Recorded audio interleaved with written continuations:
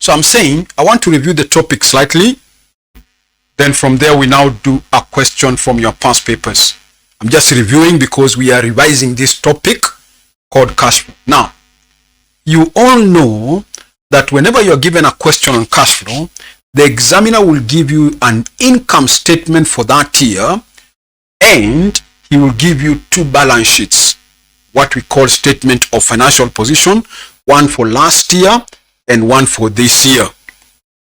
Whenever you are given a question on cash flow, the procedure, listen, the procedure for doing that question is standard. The procedure is you must analyze every item in the balance sheet. You must analyze every item in the balance sheet, seeing how that one item will help you to prepare your cash flow statement. You must analyze every item in the balance sheet, seeing how that one item will help you to prepare your balance sheet. Listen, I am not saying that by analyzing you must put down the workings for everything. No, there are some workings you don't need to put them down. You can still determine them using your calculator, but either way, you have to do a working for every item. You must analyze every item in the balance sheet, seeing how that item will help you to prepare your cash flow statement. Listen, the point is, as you keep analyzing those balance sheet items, you already know what you are looking for. You already know what you are looking for. For example, when you're analyzing the account of share capital, you want to know, as a company, could we have issued more shares during the year? That's what you want to know. Or when you're analyzing the account of debtors, you want to know whether there was any increase or decrease in debtors. When you're analyzing the account of creditors, you want to know whether there was increase or decrease in creditors. When you're analyzing the account of loan, you want to know whether there was a loan repayment or there was an additional loan. When you're analyzing the account of debentures, for example, you just want to know whether we issued more debentures as a company or we could have repaid part of our debenture. So as you keep analyzing those items, you already know what you are looking for. Now listen, except for the account of fixed asset, except for the account of fixed asset, by whatever name they are calling it, whether they are calling it machinery, motor vehicle, furniture, building, or they are calling it property, plant and equipment. I'm saying, as you keep analyzing the balance sheet items, you know what you're looking for, except for fixed asset. Let us assume the question is calling it in the balance sheet property, plant and equipment. Meaning, as you keep analyzing this account of property, plant and equipment, you may not know what you are looking for. You may not know what you are looking for. Why? Because there are several things that the examiner may not give them to you concerning the property, plant and equipment of your company. Otherwise, I have said, for all the other items, you know what you are looking for, except for this account of fixed asset, or we can call it property, plant and equipment. Normally, there are three things that the examiner may not give them to you concerning property, plant and equipment. One of them could be the depletion charge for the year. Sometimes the examiner does not give you how much is the depletion charge for the year, meaning it's your responsibility to calculate it. Other times, the examiner may not give you how much was the cash paid to acquire new property, plant and equipment. So it is your responsibility, therefore, as a student to calculate that amount. Alternatively, sometimes he does not give you the net book value of any disposed asset, the net book value of any disposed asset. Sometimes you are told we sold a motor vehicle and you want to know whether we sold it at a gain or loss, or you want to know whether you sold it for how much. So sometimes the examiner may not give you the net book value of that fixed asset that was disposed. So for you to know whether you sold it at a gain or for you to know how much you sold it for, depending on the question, you may be required to determine the book value of that asset which was disposed. So these are three things that sometimes the examiner may not give them to you concerning fixed assets. So it's normally your responsibility to ask yourself from the question, which among these three things am I not given? Which among these three things am I not given? so that you know what you are looking for in that particular question. Find out from the question, has the examiner given me the depreciation charge for the year? Maybe no. Has the examiner said we purchased new machinery? Maybe yes. Has the examiner said we disposed of an asset? Maybe yes. And if we disposed, have we been given the book value? Maybe no. And so on. Good.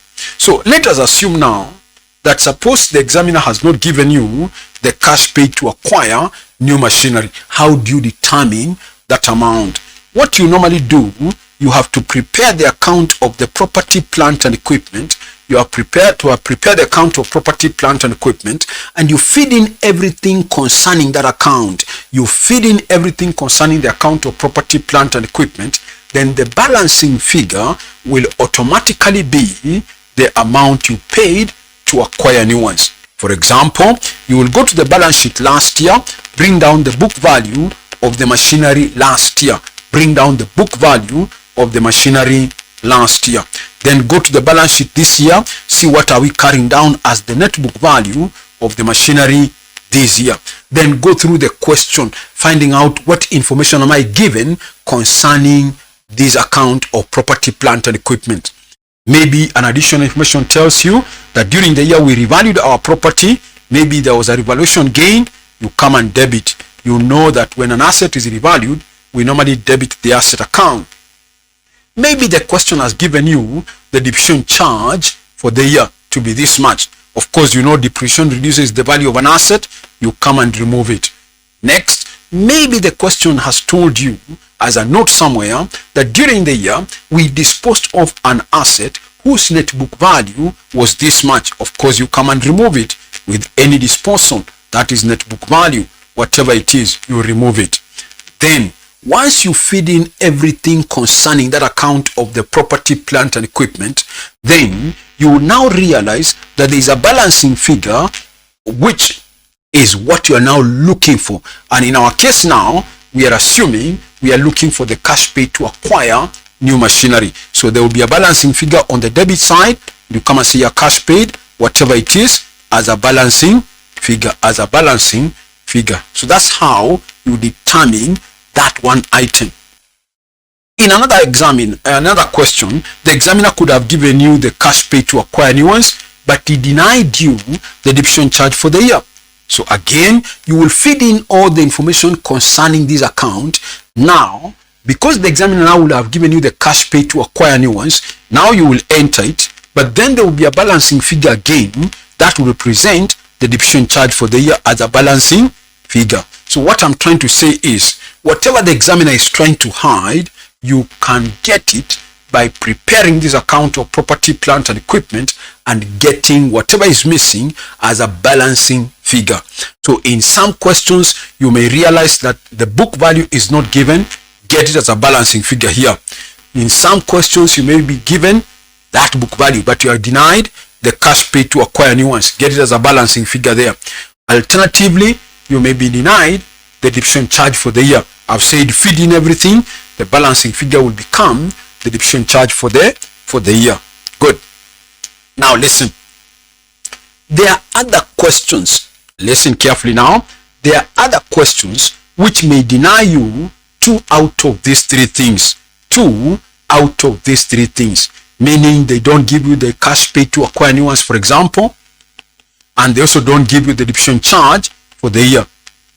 Which means it is now not possible to get the balancing figure of 2 items in one account.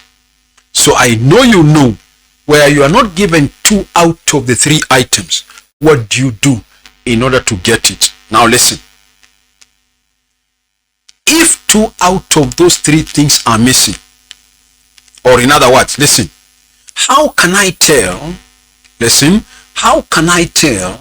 whether only 1 item is missing in this question, or maybe 2 items are missing in this particular question that you are doing, whichever?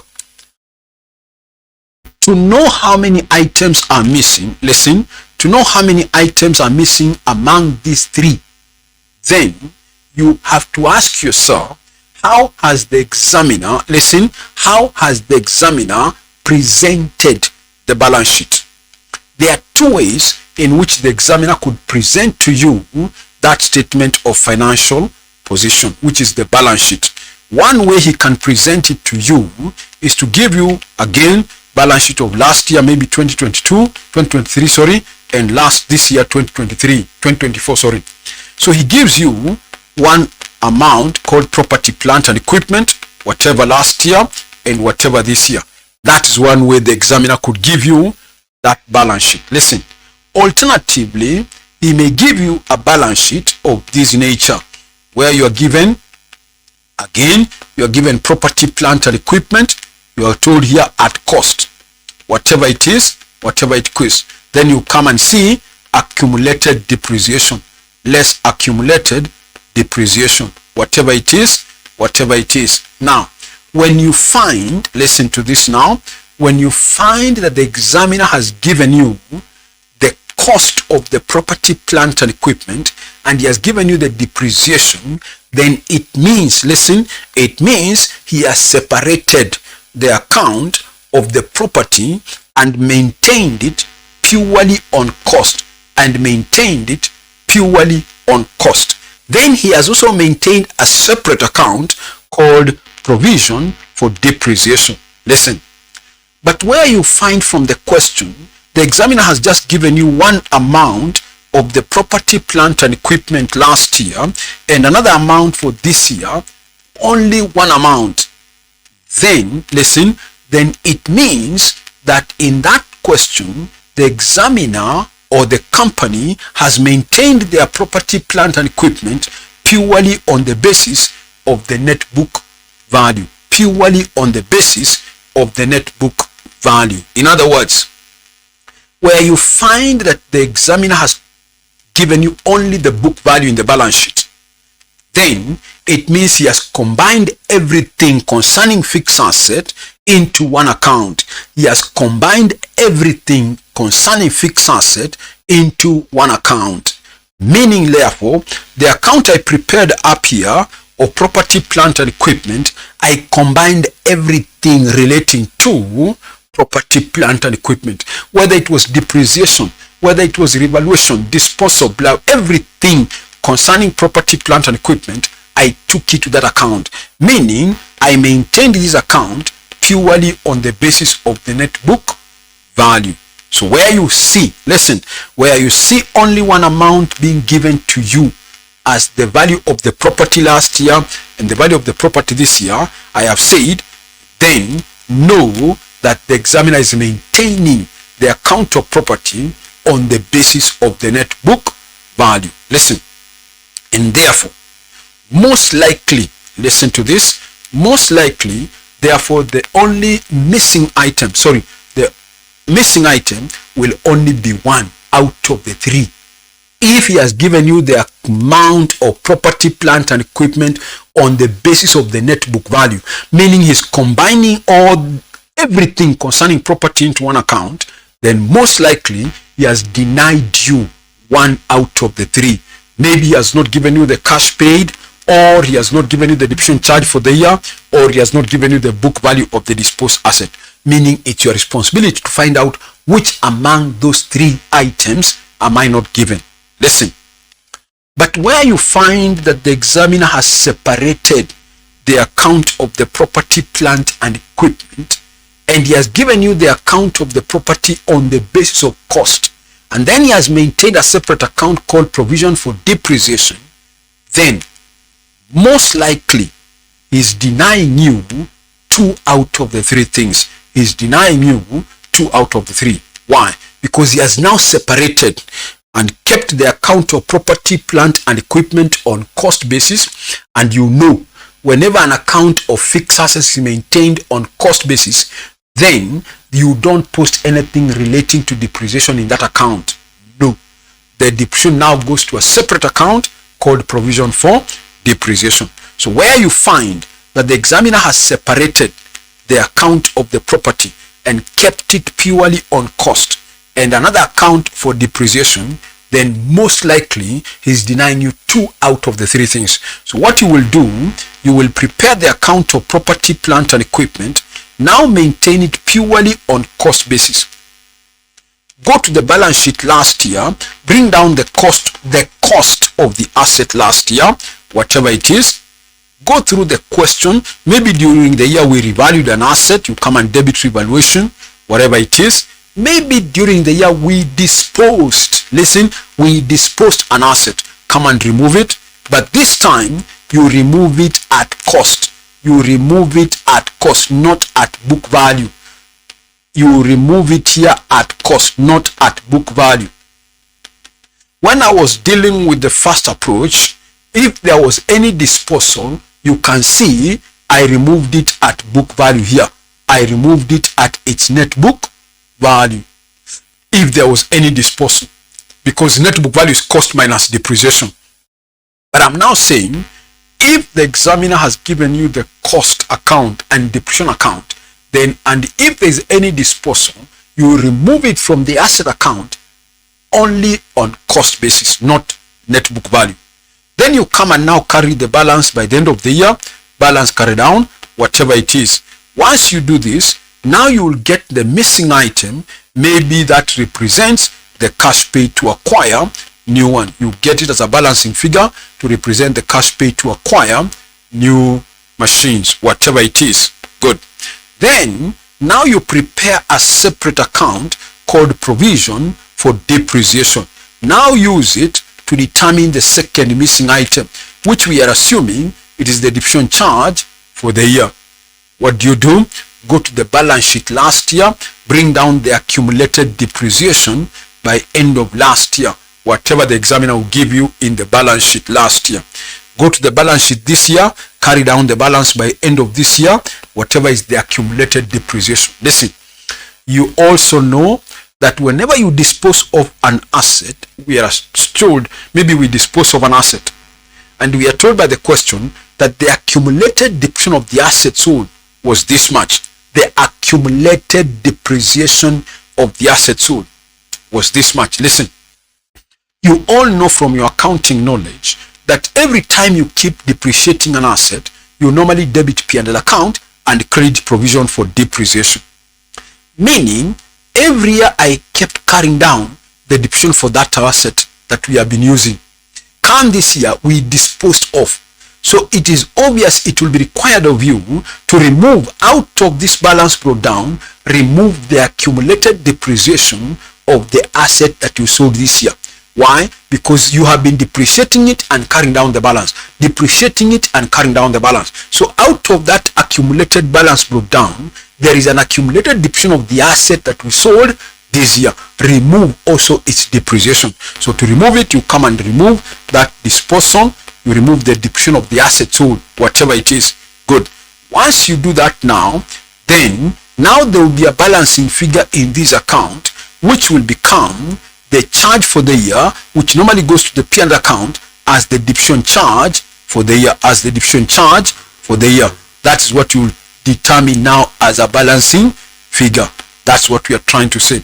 So where you are not given, listen, where you are not given 2 out of the 3 items, 2 out of the 3 items, then most likely the examiner will separate from you the cost of the asset and the accumulated depreciation, and the accumulated depreciation. So when you see the 2 are separated, just know that the examiner most likely is hiding 2 out of the 3 items concerning property. So it's normally your responsibility to ask yourself which 2 items are missing. I've also said, where the examiner has given you only one amount of the property, plant and equipment, one amount last year and one amount this year, then it means that they are maintaining the account of the property, plant and equipment purely on the basis of the net book value. And most likely only one thing is missing, and therefore you prepare the account of the property, plant and equipment and maintain it on the basis of the net book value. In other words, anything concerning property, plant and equipment, put it in that account. Then the balancing figure will be the missing item, I think I've reminded you the most critical working when it comes to cash flow statement, that as you keep analyzing the balance sheet, I've told you, as you keep analyzing the balance sheet items, you already know what you are looking for, except for property, plant and equipment, whereby I've told you out of the property, plant and equipment, there are three things sometimes the examiner may not give them to you. One is the depreciation charge for the year, or he may not give you the cash paid to acquire new machineries, or he may not give you the book value of the disposed asset. So it's your responsibility to ask yourself, which among these three things have I not been given? Maybe he has given you two, he has denied you one, or he has given you one, he has denied you two. So it depends with the question. It depends with the question. I've told you, if only one out of the three is missing, then you just prepare the account of property, plant and equipment, maintain it purely on the basis of book value, whereby everything concerning property, take it to that account. Then the balancing figure will be the missing item. I've also told you, if two out of the three things are missing, then most likely the examiner will give you the cost of the property and the accumulated depreciation by end of last year and by end of this year. So you will automatically know that the examiner has separated the account of cost and maintained it purely on cost, and then he has also maintained another account called provision for depreciation. So you separate those two accounts. Anything concerning depreciation, take it to the depreciation account, then use it to get one of the missing items, which in our illustration here we are assuming is the depreciation charge for the year.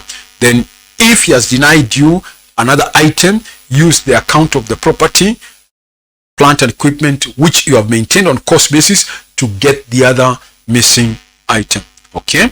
Otherwise, you now know, I have said, the procedure for doing a cash flow question is standard. Keep analyzing every item in the balance sheet, seeing how that one item will help you to prepare your cash flow statement. I've also said, not all workings must be put down as a working. No, there are some workings you can do them using your calculator. You don't have to put them down. Good. So with that idea now, I want to believe now you have an idea of what to do whenever you are doing a question on cash flow. The other thing you should know, which I'm not going to remind you, is that you know whenever you are required to prepare a cash flow statement, that cash flow statement has three sections, which means you start with the cash flows from operating activities. Once you identify your cash flows from operating, you normally go to the next category of cash flows, that is cash flows from investing activities. Once you identify the cash flows from investing activities, you now go to the last class of cash flows, and that is cash flow from financing activities. So you have to classify your cash flows into those three categories, which I know you know. We don't have to go back again into the details. We shall do it as we are doing the question. Okay, so I think I've reminded you the major key items as concerning a question on cash flow.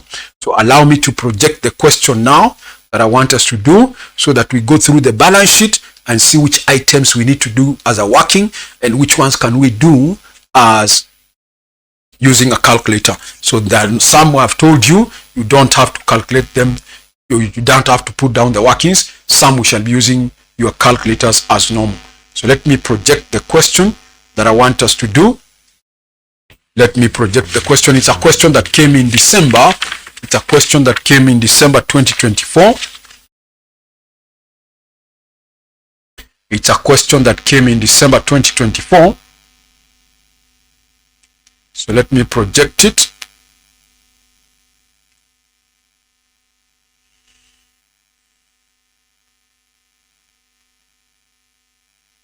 Okay, I don't know whether you're able to see it. Are you able to see it? Somebody say yes. It is question number 3B. That's the one I want to do. Question 3B. Are you able to see it? Question 3B. Yes, good. The other key important point is this. Remember that this is a topic you will also do in the advanced financial reporting. Yes, we are doing a question on financial reporting intermediate, but there is everything similar to what you are doing now. What you'll only do in the advanced level, you're only going to develop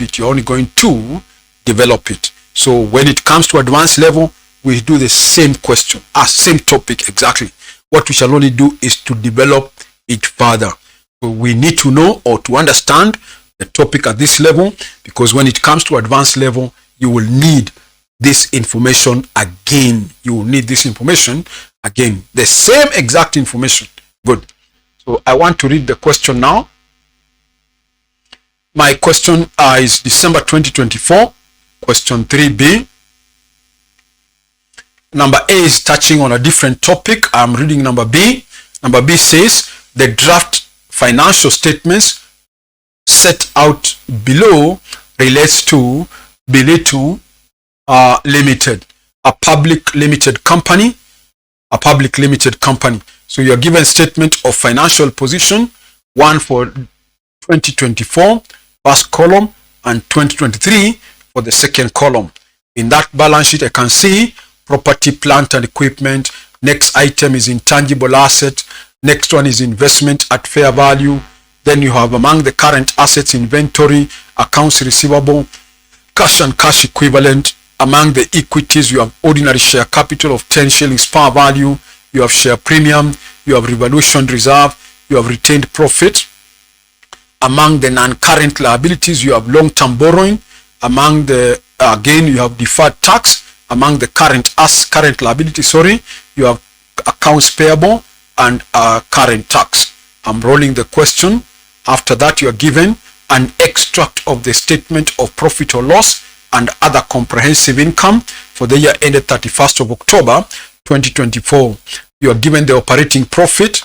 You are given the finance cost. You are given fair value gain on investments. Then you are given profit before tax. Then you are given the income tax expense. Then you are given profit for the year, other comprehensive incomes. Among them, we have gain on property revaluation. Then you are given total comprehensive income. Additional information. Number one. Additional information number one says, during the year ended 31st October 2024, the directors of the company accepted property revaluation report at a gain of 4.5 million. The company does not make inter-reserve transfer for excess depreciation upon revaluation. Number two, depreciation on non-current intangible assets. Those are non-current assets or fixed assets. Depreciation on the non-current tangible assets charged to the profit and loss amounted to 2,780,000. Number three, during the year to 31st October 2024, a new patent right were acquired. New patent rights were acquired at a cost of 4 million shillings.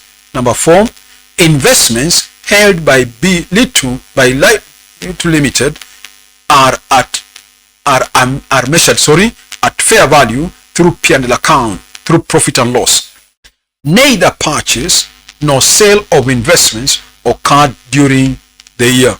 Then you are required to prepare a statement of cash flows for this company using the indirect method in accordance with IS number 7. Good. So let us go back to the balance sheet and analyze every item in the balance sheet. I can see the first one there is property, plant, and equipment. I want to believe you can see again. Listen, you can see that the examiner has only given us one value of the property. One value of the property. There is no cost. There is nothing like accumulated depreciation, not even in the additional information. Sometimes the examiner gives you the cost and the accumulated as an additional information item. But this question, they have only given me the net book value. So listen, most likely, therefore, one thing out of the three is missing. One out of the three things is missing. I want to ask myself, what is it that is missing? Is it the depreciation charge for the year? Obvious, you can remember, we have read from this question how much was the depreciation charge for the year. Good. Somewhere have we been given how much we paid to acquire new machinery? I don't think I've read anywhere. We only bought an intangible, not tangible asset. We bought an intangible called new patent. I think they said patent. That's what we acquired, not the property. Then have we disposed any asset? I can't read anywhere. Listen, I can't read anywhere where they have disposed of an asset. So there will be no need to determine the book value of the disposed asset, because there is nowhere we are given an indication an asset has been disposed. So which means now that there was no disposal, I just need to know, one, have I been given the depreciation charge for the year? Maybe yes, maybe no. Have I been given the cash paid to acquire new ones? Maybe yes, maybe no. That's all. So for this question, I can tell exactly what I'm looking for. Why? Because I know the depreciation charge for the year. What I am not told is whether we acquired new machinery or property during the year. I've also told you there is no indication in the question anywhere that they disposed of an asset, and so there is no need for me to get the book value of the disposed asset. Good. So let us analyze the question now. Let us now analyze the question by analyzing the account of the property, plant and equipment now. So we are doing that question of December 2024, question 3B. Let us analyze the account of the property, plant and equipment, where we feed in everything else. Then the balancing figure will be the cash paid to acquire new machinery, the cash paid to acquire new machinery. So let's open the account called property, plant and equipment. You can even put in bracket basis book value. We are maintaining it on the basis of the net book value, so that you know we are combining everything concerning property. So I go to the balance sheet last year. I bring down the book value by end of last year. So let me go to the balance sheet last year, see what was the book value by end of last year. I can see from the question, if you can see from the second column, the value of the property, plant and equipment, I'm given as 54,160. 54,160. Bring it down. 54,160. Good.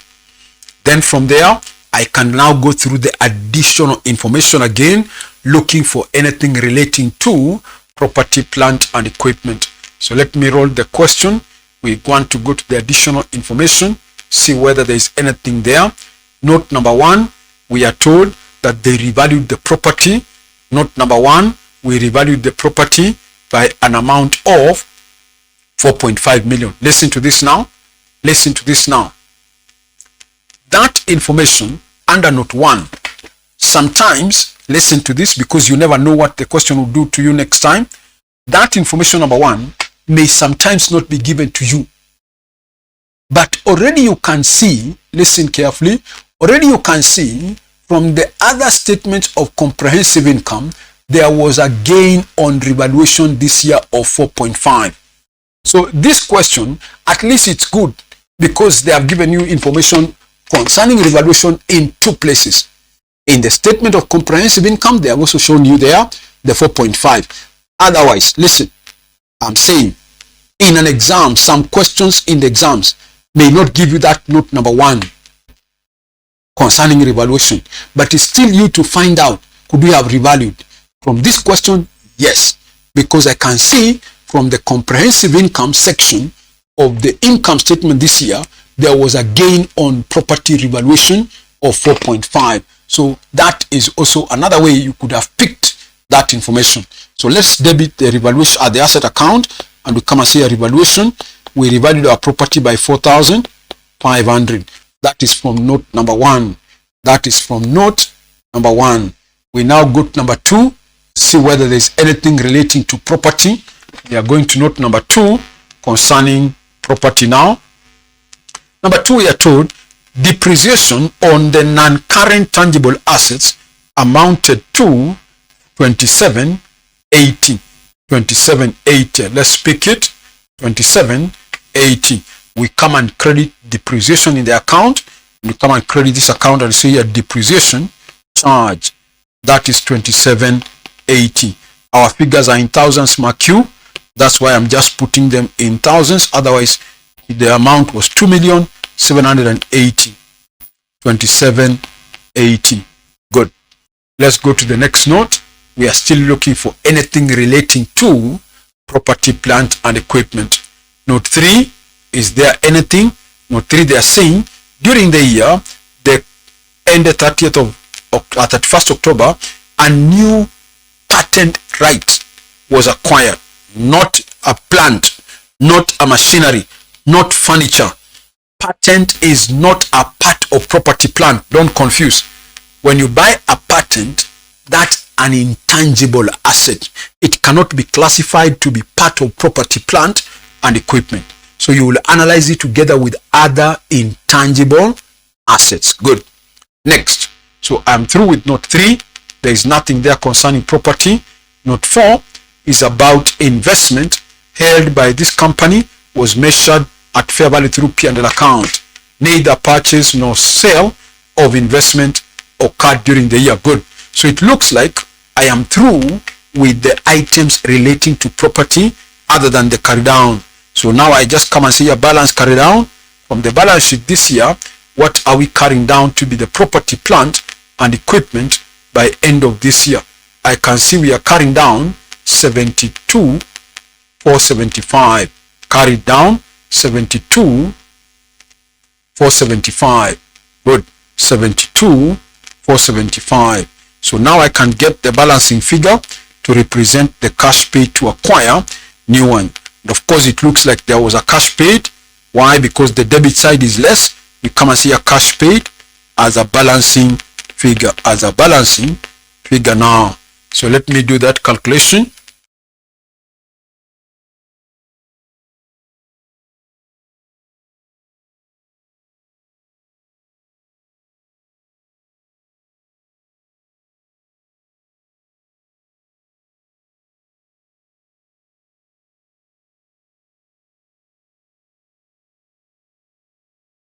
So I'm adding on the credit side 72,475 plus 27,18.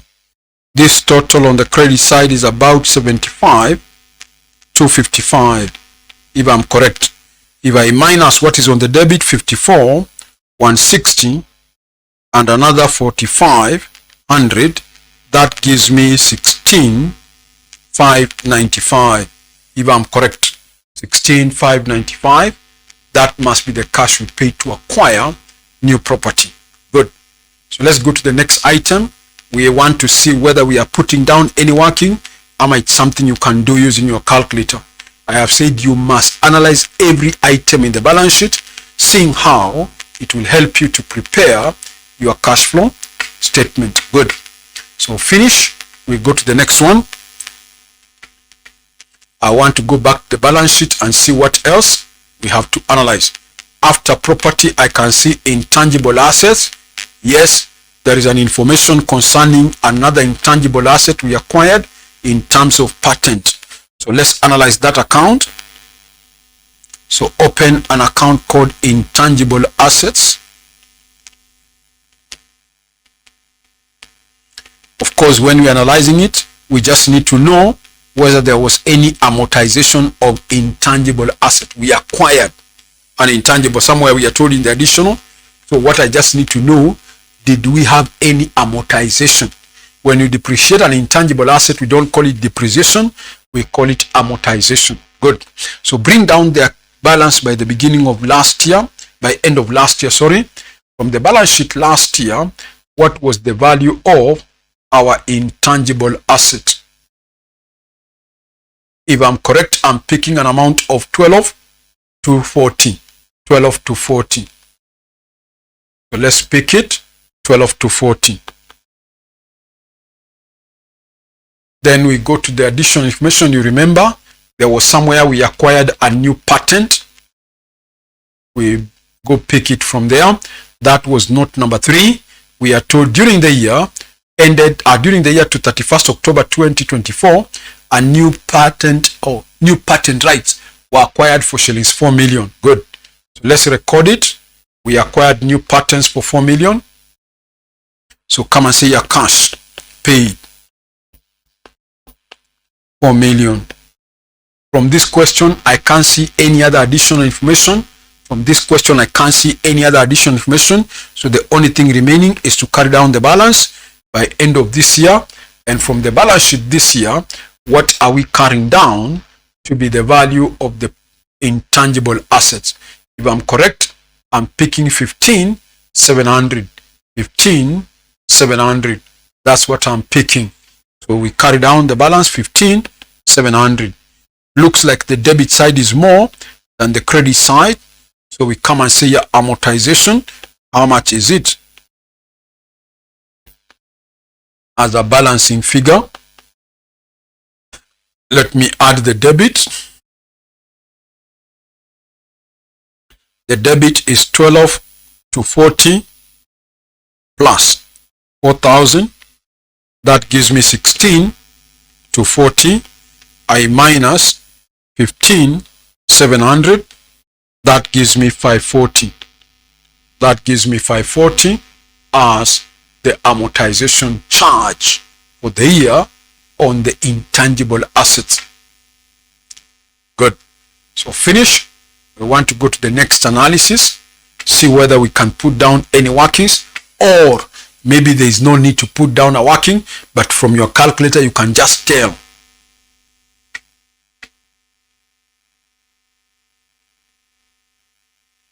Okay, we now go to the next item. Let me go back to the balance sheet, see what's the next one.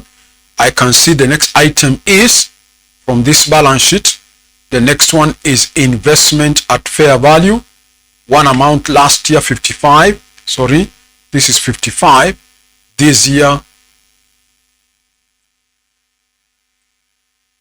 58. Then you can remember from the additional information they said, the investment held at fair value are measured at fair value through P&L. Neither purchase nor sale of investment occurred during the year. Good. So what they're just saying is this: they must have revalued that investment. Listen, and the change in fair value went through P&L. We are told this investment is measured at fair value through P&L. So if last year was 5.5 million, this year it's 5.8 something, then there was a gain on revaluation which they took to the P&L account, which is obviously, listen, which is obviously one of the non-cash items that you need in the cash flow statement. So here you did not even need to open the account. You just needed to know, okay, fine, there was a change. And in fact, I think they even showed us in the income statement. Let me confirm. Yes, you can see in the income statement, there is that gain on investment, fair value gain, 325. Is it the same change in the market value also? Let's see. Let me confirm. Yes, it's the same. So that means that 325, the examiner just wanted you to know it's a gain on revaluation that went to the P&L account, to the P&L, which automatically means it is a non-cash item. Good. But for the sake of remembering, listen, I've told you, in an exam, you don't have to put down this working. But for purpose of remembering, just open that account called investment. Just open the account called investment, bring down the book value, 5,500, carry down the balance by the end of the year, 58.25, I think so. Yes. Then they are saying the difference went to the P&L account. So you come and see a P&L account. This is what you are getting as a balancing figure. They revalued by an amount of 325. Otherwise, you did not need to open this account. You did not need to open this account. No, you could just tell last year the investment was 55. This year the investment is 58. Wamekwambia there was no purchase, no sale. That one you have been told in the additional information. So automatically, therefore, the change in fair value is the one that went to the P&L account. That 325 is just a non-cash item. It's just a non-cash item. Good. So let's go to the next one. We are trying to see which we can put down the workings. Otherwise, I've told you, you don't have to put down all the workings. No. Some of them you can use your calculator very fast and do the workings. Next, after investment, I can see from this balance sheet we are through with the non-current assets. I am through with the non-current assets. We now go to current assets, among them inventory. Obvious. Listen, I don't even need to put down the workings for inventory, because I can see last year the inventory was 7,040. This year it is 7,480. There was an increase in stocks. So we shall just come and say increase in stocks, whatever. I go to the next one, accounts receivable. Last year, the accounts receivable was 5830. This year, 6030. There was another increase in debtors, or what they are calling accounts receivable. That one we shall just use it direct. Good. Next one is cash and cash equivalent. I want to believe you know. I want to believe you still remember that we normally don't analyze the account of cash and cash equivalent. We normally don't analyze it as far as cash flow is concerned. Why? Because that cash and cash equivalent has its own specific place when it comes to cash flow statement. When it comes to cash flow statement. Good. Fine. So we leave it there. So ideally, therefore, it's like I'm through with the current assets. I've told you for stocks, there was an increase. For debtors, there was an increase. Cash and cash equivalent, I've said you don't analyze it. You normally have its own space for it. Good. Next one, after current assets, we now go to equities. Among the equities you can see from the balance sheet, we have ordinary share capital and share premium, and also revaluation. Listen, we want to analyze the account of share capital to know whether there was any issue of shares, and if so, how much. Listen, from this question, you can see share capital and there is a share premium. You know that whenever you have a share premium, that goes together with share capital. You cannot issue shares at a premium alone. You issue shares at a premium. So when you are determining how much we receive from the issue of shares, you must analyze the account of share capital together with the account of share premium. So let's open the account called share capital and premium and analyze the two together because they normally go together. So open an account called share capital and premium. Share capital and premium. Bring down the two opening balances by the beginning of this year. One in terms of share capital, ordinary, the other one in terms of share premium.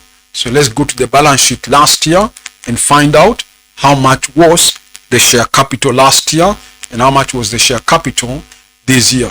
From the balance sheet last year, I can see the share capital was 40,000. Bring it down, while the share premium was 10. So bring down 40,000 and 10,000. And 10,000. Listen, then we go through the additional information looking for anything affecting share capital. From this question, we never read anywhere where shares were issued, blah blah blah. Nothing mentioned at all concerning share capital or share premium. So that means the only thing remaining is to carry down the balance, since there was nothing in the additional. So again, we carry down the balance, one in terms of ordinary, the other one in terms of share premium. So come the end of this year, what are we carrying down? I can see we are carrying down a share capital of 50,000. That is what we are carrying down. Put it there. We are also carrying down a share premium of 12,500. Share premium of 12,500. Good. So that is it. So let's get the balancing figure to represent the cash we could have received. And it looks like there was cash received. Why? Because the debit side is more than the credit side. So 50,000, if I add 12,500, that gives me 62,500 on the debit. If I minus what is on the credit, looks like a total of 50. If I minus 50,000, I'm remaining with a balance of 12,500. So we come and see a cash received as a balancing figure now. As a balancing figure, we have received an amount of 12,500. Good. So that's what we have received from the issue of new shares during the year. So finish. We want to go to the next analysis. Don't forget, we have said you have to analyze every item in the balance sheet, seeing how that will help you to prepare your cash flow statement. Good. Next one. If you are through with the copying of the share capital,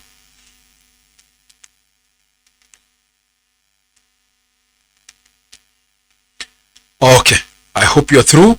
Let me go to the balance sheet now. What's the next item? After share capital, you can see the next item is called revaluation reserve. Last year, the balance was are 5,000. Listen, this year, if you remember, we revalued our property by 4.5 million. So if last year the balance was 5, if you can see last year's balance, then during the year from the additional information, you remember we revalued some property by another 4.5. So that automatically tells me the carry down is also 95. So it means the share revaluation reserve is self-balancing. So it has nothing to do with our cash flow. What I'm trying to say is this. Listen, the revaluation reserve is balancing, so it has nothing to do with cash flow here.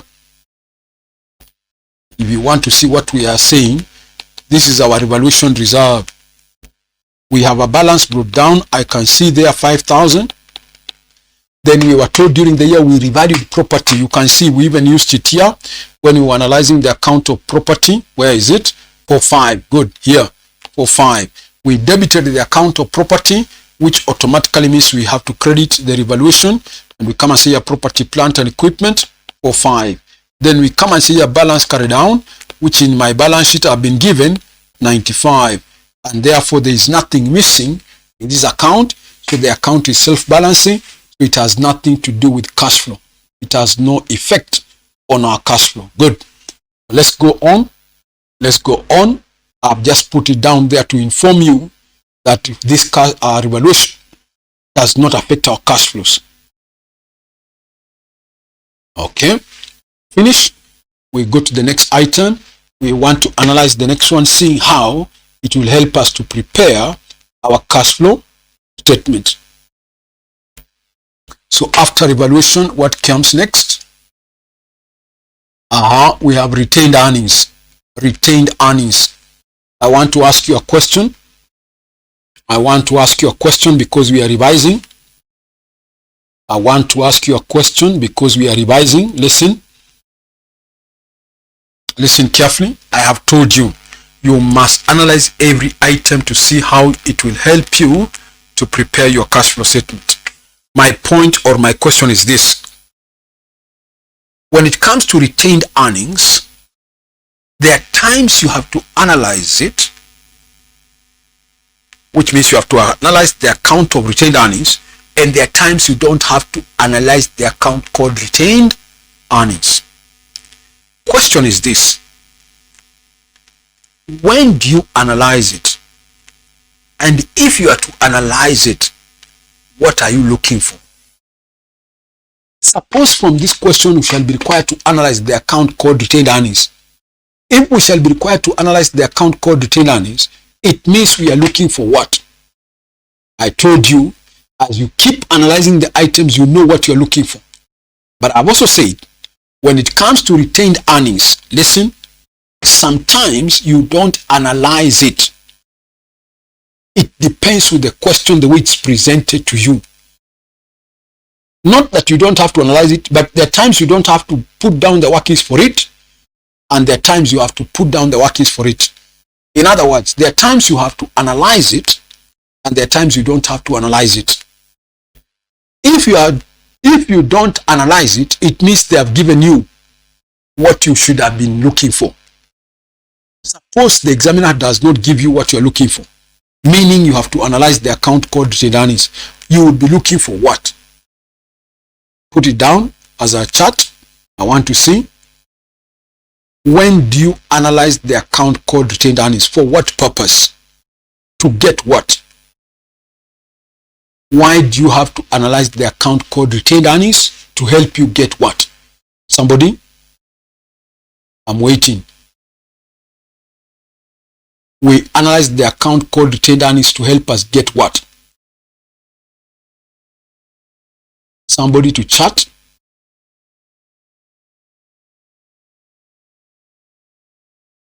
I am waiting now that we are revising. Why do we normally analyze the account called retained earnings? If at all you have to analyze it, it will help you get what? Remember also, this is a topic you must have done in financial accounting. It is obviously in all levels. So somebody remind us, when you are required to analyze the account called retained earnings, for what purpose do you analyze it? Yes, thank you, Vincent. It helps you to determine the dividends paid to shareholders. Good. It helps you to determine the dividends paid to shareholders. Let me explain. I have said there are times you don't analyze it. There are times you have to analyze it. Listen to this now. Depending on the way the examiner has given you the income statement, depending on the way the examiner has given you the income statement, you can tell whether you are analyzing it or not. Listen, in some questions, the examiner gives you a P&L account, and in that P&L account, he just gets what we call profit after tax, and he stops there. Meaning, listen, meaning they are not showing you the appropriations of this profit. In some questions, the examiner can give you this income statement, then in the same income statement, he comes and says dividends paid, whatever it is, then he gets whatever he's got, he gets what we call retained profit for the year, he comes and add what we call retained profit brought down, he gets whatever it is, then he gets what we call retained profit carried. So if he gives you a complete income statement, then you do not, listen, you do not have to analyze the account called retained earnings. Why? Because you can simply pick the amount of the dividends paid from that income statement. Listen, in some questions, these appropriations may not be given to you in the income statement, but they may be given to you in the statement of changes in equity. You have done published accounts, so you know how to prepare statement of changes in equity. So from the statement of changes in equity, you can still pick, if it's given to you, you can still pick what we are calling the dividends paid. So we are saying, if from the question somewhere, you can see the dividends paid to the shareholders, then you don't have to analyze that account called retained earnings. Why? Because I'm saying you can pick it direct. Either it will be given in, like in this income statement where they are showing the appropriations of the profit, or the appropriations of the profit could be done in the statement of changes in equity. It doesn't matter. But so long as they have appropriated the profit, then you can pick the dividends. Otherwise, if they have not completed the income statement, or in other words, they have not given you the statement of changes in equity for appropriations, then in that case, you must calculate the dividends paid. Why? Because the examiner would just stop after getting profit after tax, meaning it doesn't show you the appropriations. So in that case, you must get the dividends paid. How do you do it? Listen to this now. How do you do it? By working backwards. From the question, you can tell. From the question, you can tell how much was the retained profit carried down. How do you tell it? By going to the balance sheet this year, seeing what you are carrying down as your retained profit. Let me assume 10,000. Then if you go to the balance sheet last year, you can see how much was the retained profit last year. Let me assume 2,000. So if I know how much was the retained profit cut down by end of this year, and I know how much out of it was the retained for the year, then I can tell how much was the retained profit for the year, which must have been 8,000. Then when I go to the income statement they are giving me, and I can see here there is a profit after tax of 9,000. What does it mean? It means if out of 9,000 they retained a profit of 8,000, what is it that they must have paid as dividend? They must have paid a dividend out of the 9,000. They must have paid a dividend of 1,000 for them to retain 8,000. So in other words, we are saying to determine the dividends paid to shareholders, you have to work backwards. You have to work backwards by completing the retained earnings section of the P&L, so that you work backwards to get the dividends paid. From this question, it's obvious. I can't remember reading anywhere the appropriations of the profit.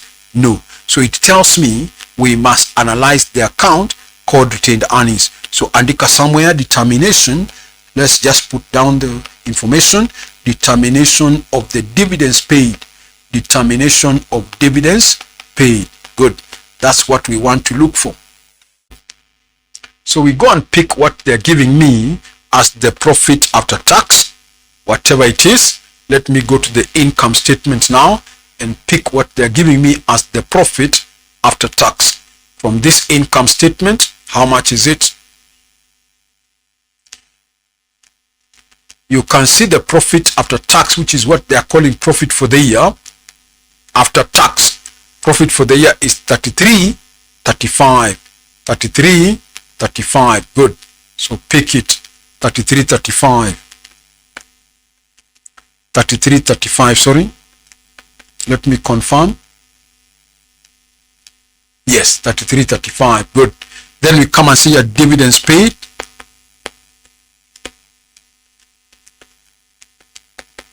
And that's what I'm saying. We are now looking for it as a balancing figure. We don't know for now how much it is.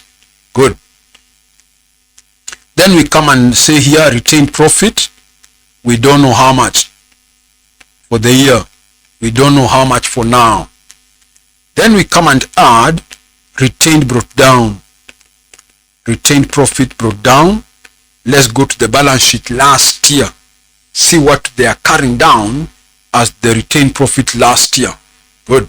So from this balance sheet, what are they carrying down as the retained profit? If you look at this balance sheet, our retained earnings or retained profit last year is 14,755. I hope you can see it there. 14,755. Bring it. 14,755. That's the retained profit brought down 14,755. Then we get what we call retained profit carried down. From this balance sheet again, what are we carrying down? 17,505. 17,505. Good. So let's work backwards now. I want to determine the retained profit for the year. How much? This will be 17,505. I minus 14,755, and that is giving me an amount of 27, if I'm correct, 2750 as the retained profit for the year. Then I argue by saying, if out of 33.35 there is an amount they paid as dividend, and out of the 33 they retained 27, how much have they paid as dividend? So I subtract 33.35, I subtract 27.50. I'm remaining with a balance of 585. 585 to be the dividends paid. 585 as a balancing figure, mark you. 585. Good. So that's how you determine the dividends paid. It's an information or a working you should remember, that there are times you don't calculate or you don't analyze it when you are given a complete income statement, or in other words, when they give you a statement of changes in equity, it means you can pick the dividend. But when the examiner has given you the income statement like he gave us, then you must complete the income statement so that you determine the dividends paid during the year. Good. So let's go to the next analysis. We are still analyzing one item after the other, seeing how that one item will help us to prepare our cash flow statement. Good. From there, I am going back to the balance sheet now. Let's go back. I can see we are through with the retained earnings. Next one is long-term liabilities. From the balance sheet, I can see the next item is long-term borrowing. That one I don't have to open an account for it. I can see last year the loan was 10,300. This year the loan is 11,600. Nothing as far as information is concerned additional. Nothing has been mentioned concerning long-term borrowing. So it's obvious there was an additional borrowing or an additional loan.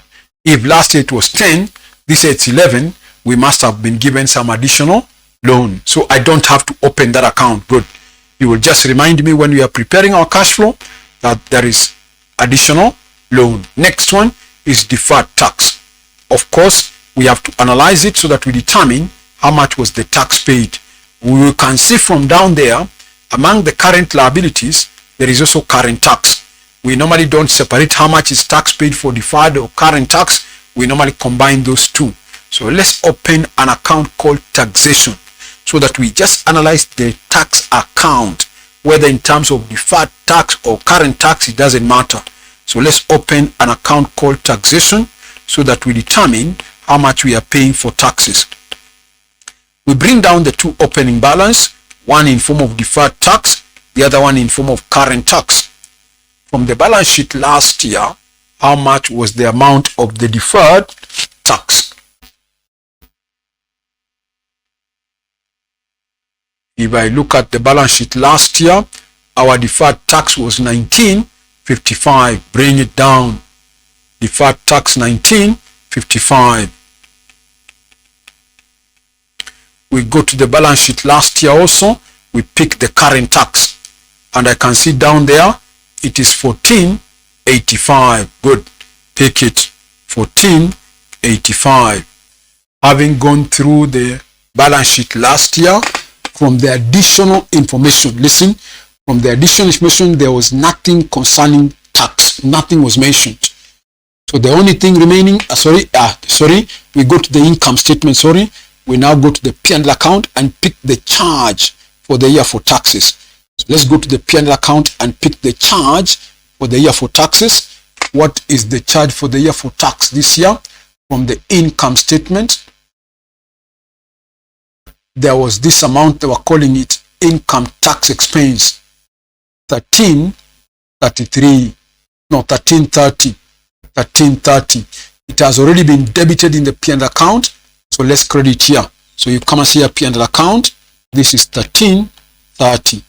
That is the charge for the year for taxes. So the only thing remaining now is to carry down the two balances by the end of the year. We come and see a balance carry down, one in form of deferred tax, again, the other one in terms of current tax. So let's see how much we are carrying down for the two. One is deferred tax, how much? If I look at my balance sheet last year, this year, deferred tax is 2370. Carried down, 2370. While the amount of the current tax is down there, current tax is 1880. Good. So let's carry down 1880. So let me see whether there is a balancing figure. Yes, it looks like the debit is less. The debit looks like less. Let me start with the credit side. 1955 plus 1485 plus 1330. That total is 4770. I minus what is on the debit, 2370 minus 1880. I'm remaining with a difference of 520 on the debit. And we come and see a cash paid as a balancing figure. Good. Finish. So we are through with the analysis of the taxation account. So let's go to the balance sheet and see whether there is anything else we have to analyze. So finish. I want to go to the balance sheet, seeing whether there is anything else remaining for us to analyze.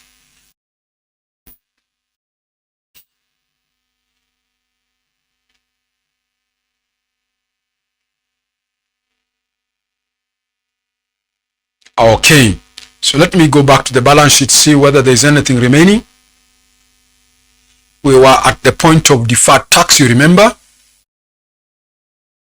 So among the long-term liabilities, it looks like we are through because there was long-term borrowing. I said I don't need to open it. Then I can see deferred tax. We have analyzed it together with the current tax. Then I now go to the current liabilities and I can see accounts payable. I again have just said I don't need to open the account of the accounts payable. Why? Because I can tell from my calculator how much was the increase or decrease. If last year the creditors I can see were 3505, this year the creditors are 46. There was an increase. So that one I don't have to analyze. the account. Good. Then the other amount is current tax. We have already done it. So it looks like I'm through now.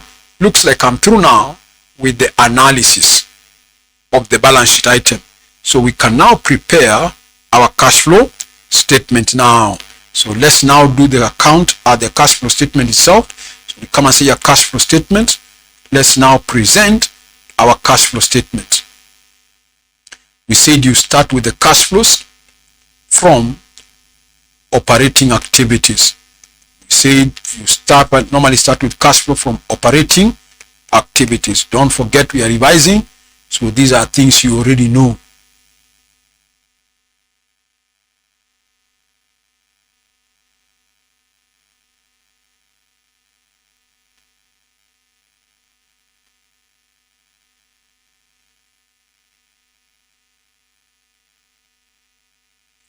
Okay, so let's continue now.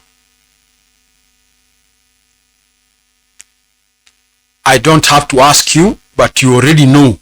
When you are required to identify, listen carefully.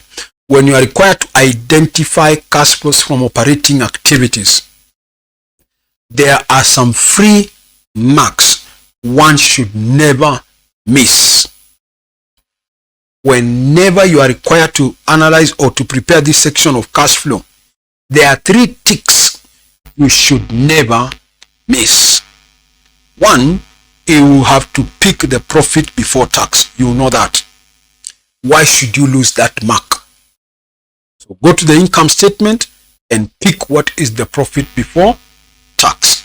From this P&L account, how much was it that we were given? From here, I can see the profit before tax is 65, sorry. 46.65. Good. Bring it. 46.65. Listen. Then you have to adjust it. In other words, you have to adjust this profit before tax with any non-cash items. Anything that went to the P&L account, listen, anything that went to the P&L account, yet it was not a cash item. Listen carefully to my question now. In any question you have ever done on cash flow, or you will ever do on cash flow, 2 non-cash items will never miss. 2 non-cash items will never miss. So the question is, why should you lose the marks for them? Which ones are these 2 items? Somebody mentioned them. Among the non-cash items in any question of cash flow, 2 of them will never miss. So why should you lose the marks for them? 1, somebody mentioned it. In any question you have ever done, whether in financial accounting or in class when we are doing financial reporting like we are doing now, we are saying 2 things will never miss. Amortization and depreciation. Amortization is not a must, but depreciation is a must. Amortization, you may not have an intangible asset. I'm talking to somebody called, I don't know what it's called, but somebody has mentioned depreciation and amortization. We're saying amortization not a must. Some questions don't have amortization, but depreciation will be a must. So let's use it. 1 is depreciation charge. You must have depreciated your asset by a particular amount. That of course made your profit less than it should be from the cash point of view. Listen, don't forget, when we say we are looking for cash flows from operating activities, what are they? Operating activities are those transactions that are used in the determination of profit. Any transaction that is used in the determination of profit, that transaction is considered as an operating activity. But don't forget, we are preparing cash flow. We are not preparing income statement or profit and loss of a company. We are preparing cash flow. So we want to ask ourselves, listen, what would have been the true profit in the P&L account if everything in the P&L account was by cash? That's why we normally take the profit before tax and adjust it with any item that went to the P&L account which is a non-cash item. Anything that went to the P&L account which is a non-cash item. One of them is depreciation. You must have debited P&L account. By debiting P&L account, listen, with the charge for depreciation, from the cash point of view, not from the P&L point of view, from the cash point of view, your expenses were overcasted. I'm saying from the cash point of view. When you are doing an income statement, there is nothing wrong debiting P&L account with the depreciation. But now we are preparing our cash flow statement, and we want to ask ourselves, what would have been the true profit if everything in the P&L account was by cash? And therefore we are saying one item that is in the P&L account which is not a cash item is depreciation. Suppose it was not there. Would my profit have been more than 46 or would it have been less than 46? Obvious, my profit would have been more. Why? Because my expenses were overcasted. When expenses are overcasted, profit is undercasted. When expenses are overcasted, normally profit is overcasted. No, undercasted. So by how much? When we did the question, we got a depreciation charge of how much? Not even we were given the depreciation charge of how much? Where was it? 2780. We use it. So that's one of the non-cash items, 2780. The second item somebody is giving us is what we call the finance cost. Whatever is the charge, listen, whatever is the charge for the year for finance cost, that charge that you took to the P&L account, it is not something you paid. No. I'm not saying you may not have paid it. There are times it could be the amount you paid or not amount paid, same as amount paid, or it may be different. So whatever is the amount that went to the income statement for finance cost, that charge for the year for finance cost is obviously a non-cash item. I don't have to explain again because it takes me longer. It will take me long to explain how we were coming to that conclusion. You remember when we were doing it, the topic in the normal class, we discussed how finance cost is a non-cash item. But I just want you to remember, it's another non-cash item that you will ever get. Listen, the other point is this. For that finance cost, you don't have to calculate it. It's already in the income statement. So just go to the P&L account and pick the charge for the year for finance cost, which I hope you can see down there in the P&L account. They have already given you operating profit. Then under that, we have a finance cost of 1,200. That is the charge for the year for finance cost. Again, it's an expense. When expenses are overcasted, profit is undercasted. So you come and pick that figure called finance cost, 1,200. You add it. Now listen. So I was saying, these three items, why should you lose marks for them? Even when the examiner tells you 15 minutes remaining and you have a whole question to do, meaning that you can't do the workings like we have done logically. Why can't you just show like you're preparing a cash flow statement and tell the examiner cash flow from operating activities, go pick the profit before tax, come and show the charge for the year for depreciation because it was already given to you. Then you go to the income statement and pick the charge for the year for finance cost. Those three marks, why should you lose them? And any other, listen, and any other obvious things in the cash flow statement. I am saying, when you are caught up with time and you realize you can't do the question, not only on cash flow, any question, there are always some free marks. Any question, there are always some free marks. Why should you lose those marks? Put down the figures wherever it's supposed to be. Like for example, when you're doing a question on cash flow and you know these three things will be there, then you remember another one, but it's among them investing. Why don't you leave a space here and come and say down here investing? then put whatever it is. Then you remember there's another one for financing, which you know. Come and leave some space here. You come and see a cash flow from financing. Pick it, whatever it is. When I'm marking your question, I'm not going to say that you have not shown me some of the other items for investing. You have not shown me some of the other items for financing. I'm not going to say you have left a big space here for operating items. No, I'll still mark you the items you have given to me. So we are saying in an exam, you maximize on your marks. So you don't have to go logic one item after the other. No, if you are caught up with time. Otherwise, if you have enough time, do the step by step. Or when you are doing practice on your own, do step by step. Good. So let's now go back. We are preparing our cash flow and we have started the section called operating activities. Listen, I've told you, you should not miss the mark for profit before tax. You should not miss the mark for depreciation. You should not miss the mark for finance costs. Listen, we are adjusting that profit with non-cash items. So once you pick those two, listen, ask yourself from the question, what other non-cash items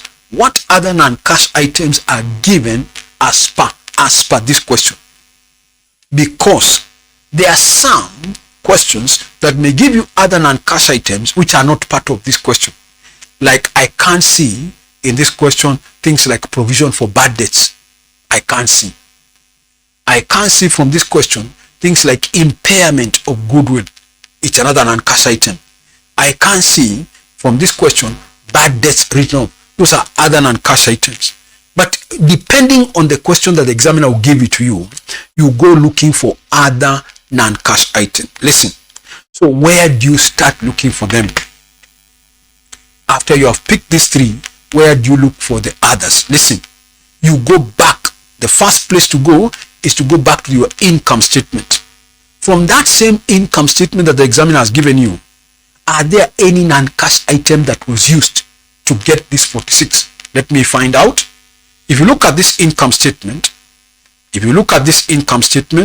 our profit before tax is 65. Above that item, above that profit before tax, if there is anything, listen, if there is anything above that 46, which is non-cash item, then it is automatic. You have to use it. Like I've already used the finance cost. It's already in the income statement, that 12. I can see the next one is what they are calling fair value gain on investment.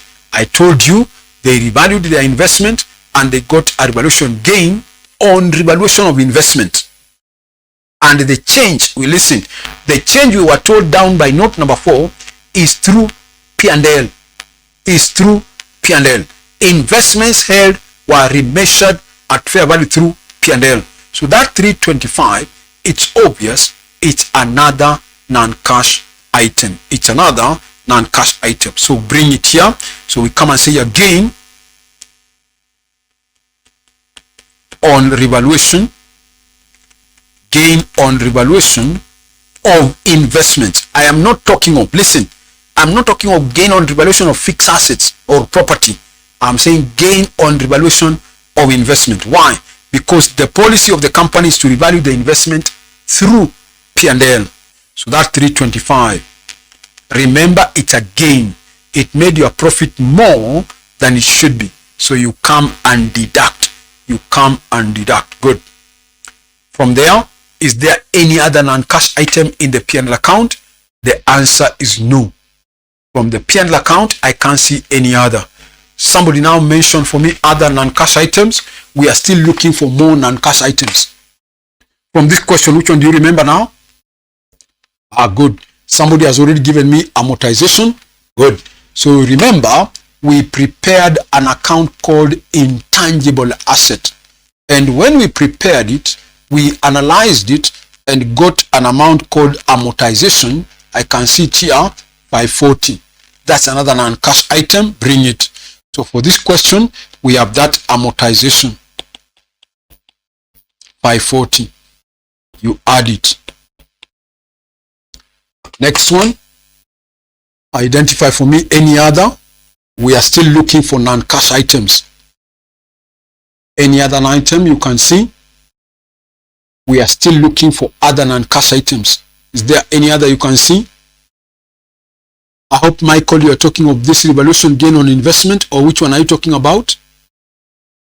Michael, are you talking of this? No, other than before we reach their payables. Before we reach payables, Vincent, I'm looking for non-cash. Payables are part of what we call working capital items. I'm looking for non-cash items in the P&L account. Payables, we use them as part of working capital items. Me, I'm still looking for non-cash items. Any other? Good. Now listen. I want to believe. Somebody is saying revaluation gain. Remember, listen carefully. Remember, there was this revaluation of property. I hope you are not confusing. Listen. Some students confuse and tell me, which I'm hoping you are not the same, that revaluation gain on property. Remember, like in this question, we revalued our property by 4.5 million. Is it an non-cash item? The answer is yes. That revaluation gain is obviously a non-cash item. Listen. But is it affecting what we are adjusting? Remember, the double entry for this revaluation gain is you normally debit asset, which I've done, and you normally credit revaluation reserve account here. I credited revaluation account by 4.5 million. Then the balance carried down went direct to the balance sheet. Listen, whenever you revalue a property, plant, and equipment, though you are making a gain, though that gain is an non-cash item, listen carefully. The question is that gain affecting what we are adjusting? The answer is no. As much as it's true, the revaluation gain is an non-cash item. The double entry for it is you debited property, plant, and equipment. You credited revaluation reserve account. You did not credit. Listen, you did not credit P&L. That's why we are saying, as much as it's true it's an non-cash item, it does not affect what we are adjusting. We are adjusting this profit before tax with anything that was used to compute it, which is an non-cash item. Are you there? Good. So we have, most students sometimes say revaluation gain 4.5 or revaluation on property. True, revaluation on property is an non-cash. But the question you should also remember to ask yourself, is it affecting what I'm adjusting? The answer is no. In other words, that 4.5 million revaluation on property did not go through P&L. Did not go through P&L. Good. So from this question, I can't see any other non-cash item. Let me confirm. From the additional, I've picked the items from the income statement. From the additional, I have that revaluation of 4.5 gain. We have already mentioned it, that it does not affect P&L. Though note number 1 says we revalued property by 4.5, it does not affect P&L. Why? It goes direct to the balance sheet as part of the revaluation reserve. Number 2, depreciation, we have already used it. Number 3, there was a new purchase or patent. We of course got there in amortization using it. Number 4, the asset called investment was held and revalued at fair value through P&L. So you can see this one, we used it because it was affecting through P&L. We revalued investments, and the policy of this company is to measure them at fair value through P&L. And you could see that 325 is in the P&L. Good. So it looks like there is no other non-cash item, so we can just get the totals. Let's get the totals now. There was no other non-cash item, so let's get the total. That is 4665 plus 2780 plus 1200 plus no, plus, minus, sorry, minus 325 plus 540. If I'm correct, I'm getting a total.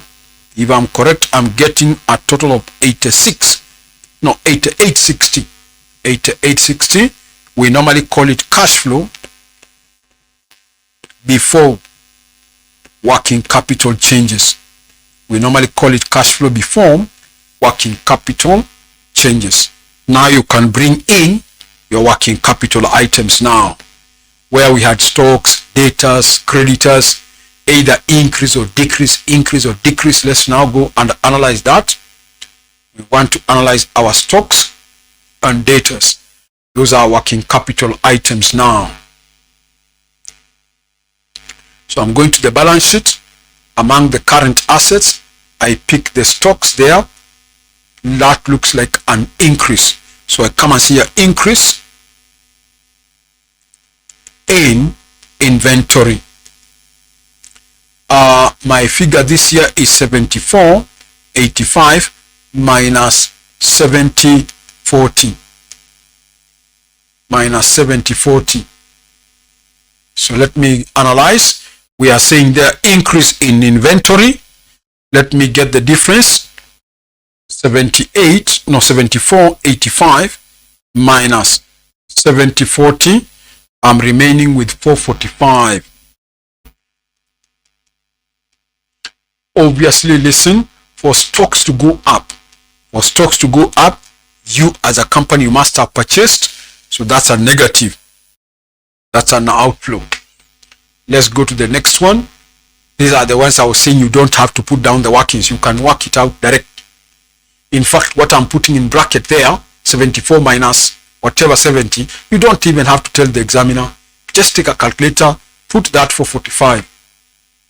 Next, after stocks, we go to the debtors now. That's what they are calling accounts receivable. Last year, the accounts receivable was 58,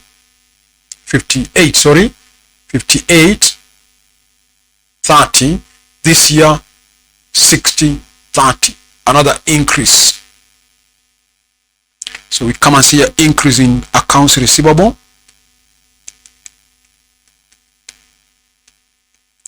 Accounts receivable. I have said this year 60-30, sorry, minus 58-30. 58-30. Looks like exactly 200. Yes, exactly 200.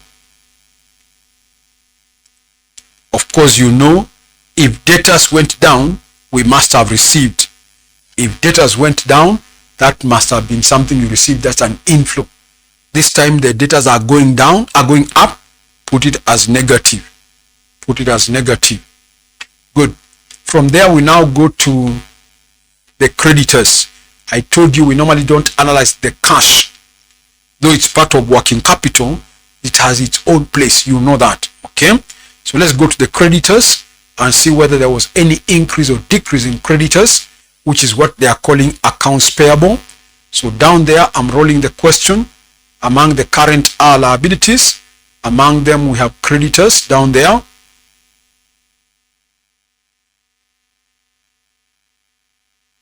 Last year, the creditors are 35. This year, 46. Another increase. Good. So put it, and we come and see an increase in accounts payable. I compare that 45 minus 35.05. So what does it give us?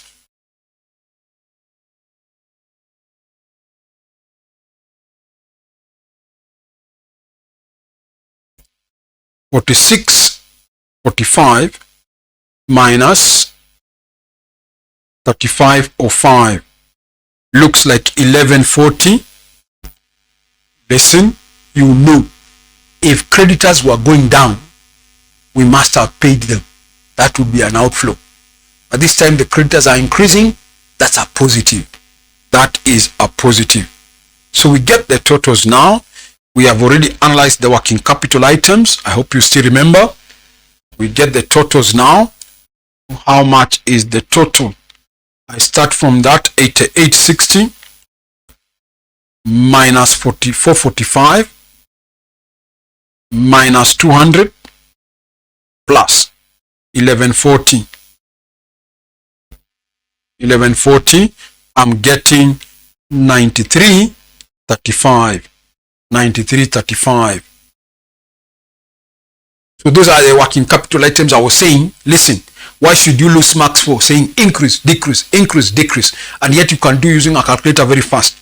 Those are some of the workings I'm saying one should never lose marks for. If you are caught up with time, those increase and decrease in datas, increase, decrease in datas, you should never lose marks for them. You should never. Because you don't need much time. Just need to take 40 something plus minus something, this minus this, then you conclude whether it's an increase or decrease, and you get your mark. Good. So from there, we normally come and say tax paid. I hope you still know that. You know the format of the cash flow. Let's go and find out how much we paid as taxes this year from our workings. We prepared an account called taxation. It was among the last one. Yes, good. Here, we paid taxes amounting to 520 during the year. So bring it. 520. So we minus how much now becomes the cash flow from operating activities. 93.55. I minus 520.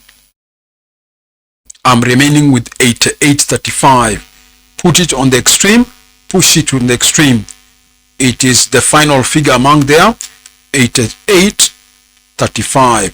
Push it to the extreme. And because it's a positive, I want to believe you still remember, we normally call it net cash inflow from operating activities. Of course, you know, if it was a negative, you would have said net cash outflow. But ours is a positive. We said you call it net cash inflow from operating activities. Good. From there, we now go to the second class of cash flows. Normally, the second class is not complicated as the first one. First class is normally the issues normally are many. Now we go to cash flow from investing. Cash flow from investing activities. Cash flow from investing activities.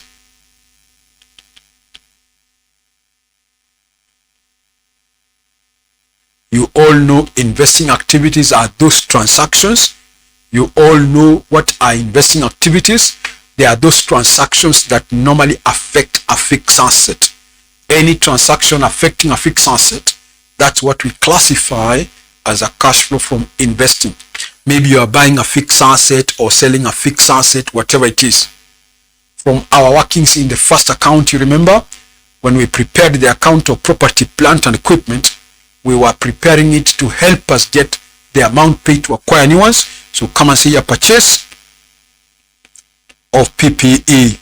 We prepared that account, and so we must have determined how much we paid to acquire new machines.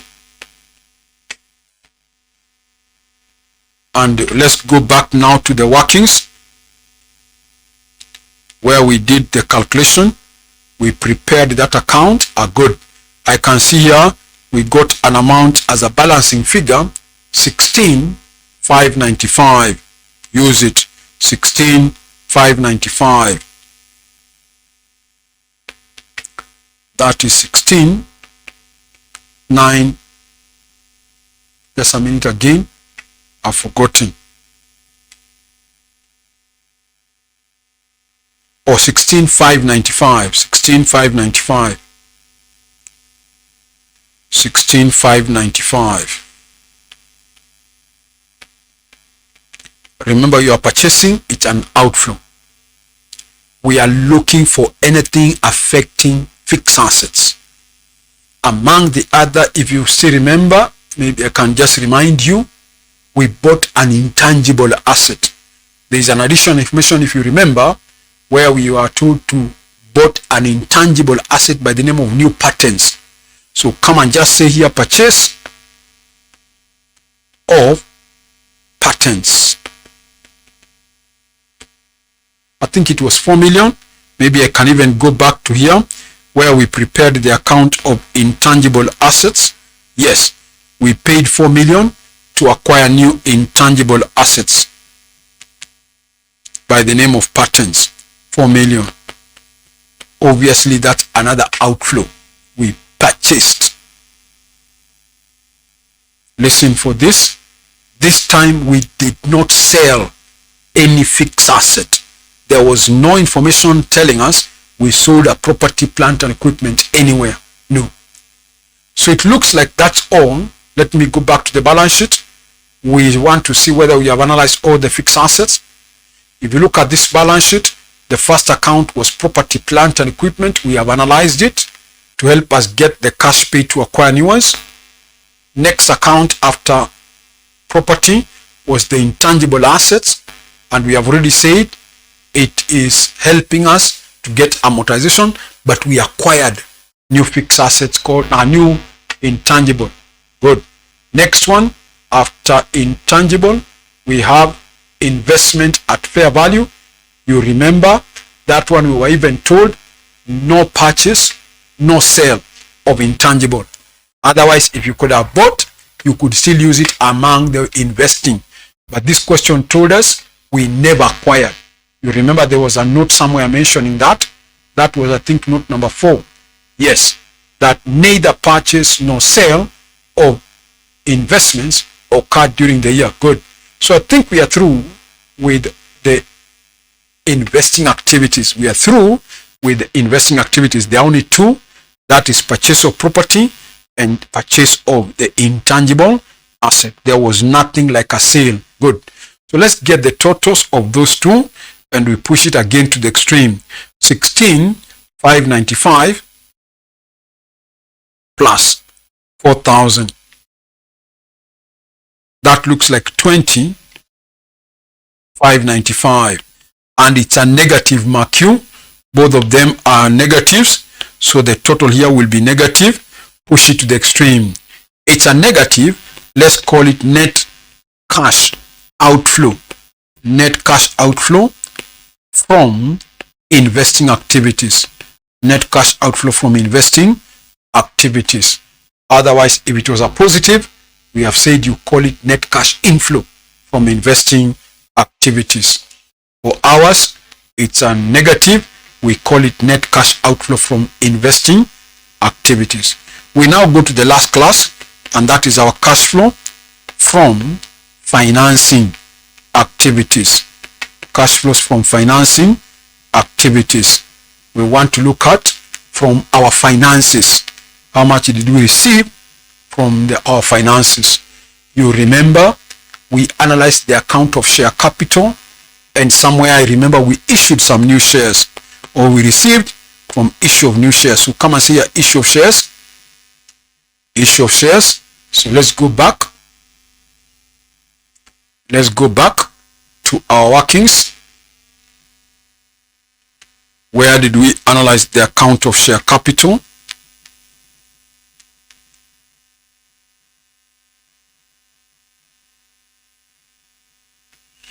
Good. I can see we prepared it here and we got it as 12,500. 12,500. So let's put it 12,500. That's cash that we received.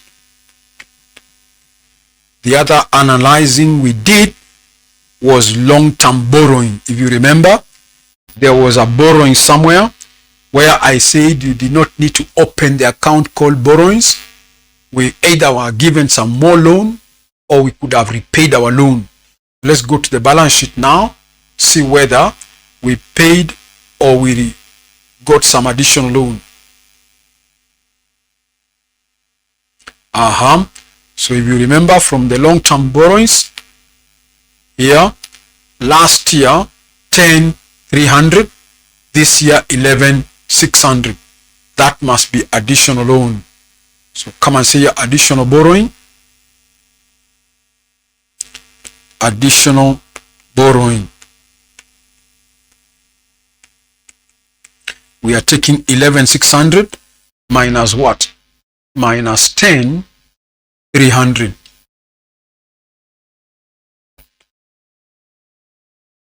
So from the loan, additional loan, we must have got how much? So I'm separating, determining minus 11,600 minus 10,300. That is giving me 1,300. That is money coming in. We are receiving from the additional loan. So finish. From this question, I want you to listen. From this question, there were no debentures. So that means, listen carefully again, that means that we are through with the major finances, shares and loan.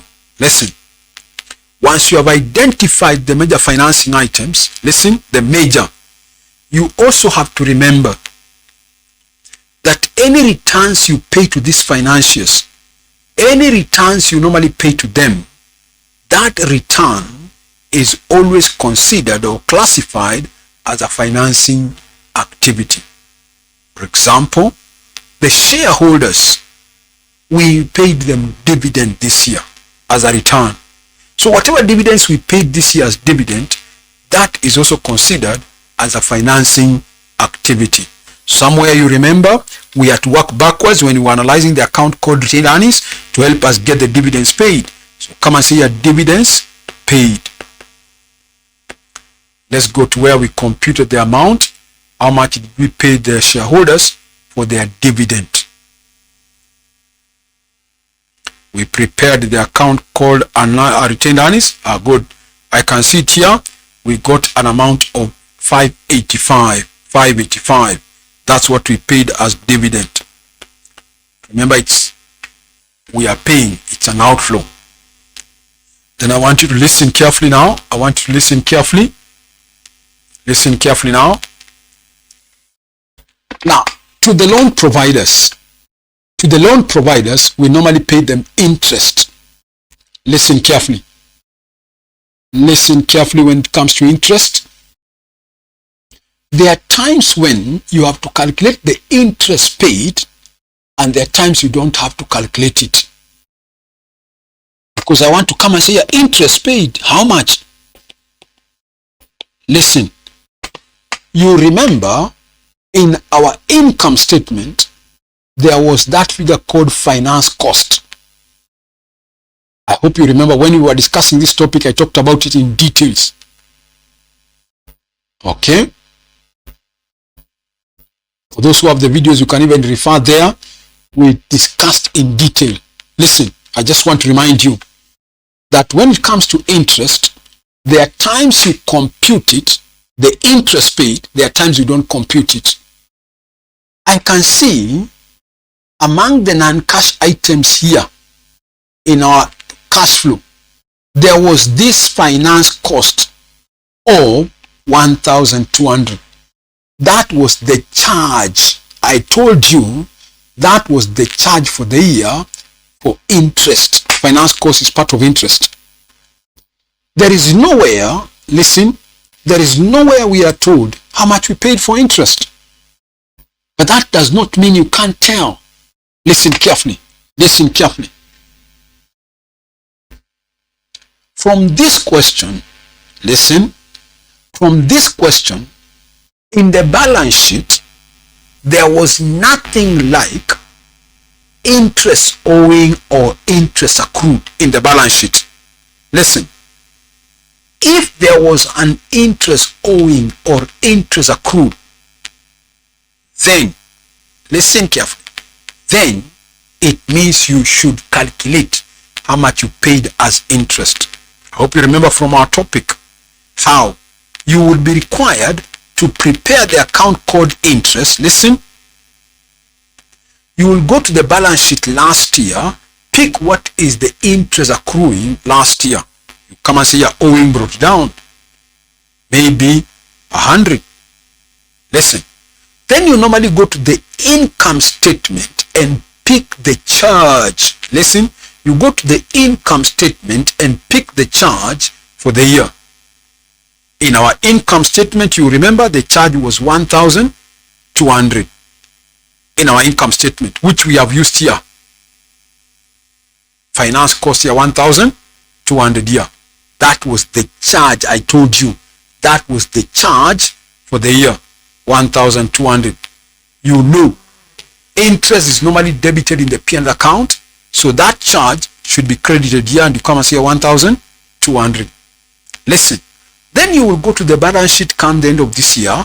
You will carry down the balance that is given to you in the balance sheet by end of this year. Let me assume the question gives you interest balance carried down of, let's say, 300. So it is the balancing figure now that will represent how much you as a company paid as interest. This will be 1,300. This should be 1,300. So you must have paid cash of how much? Cash paid here of 1,000. That's what I would bring. Listen, that's what I would bring in the cash flow statement here as cash paid. I have said, get the point. That's not my answer in the question.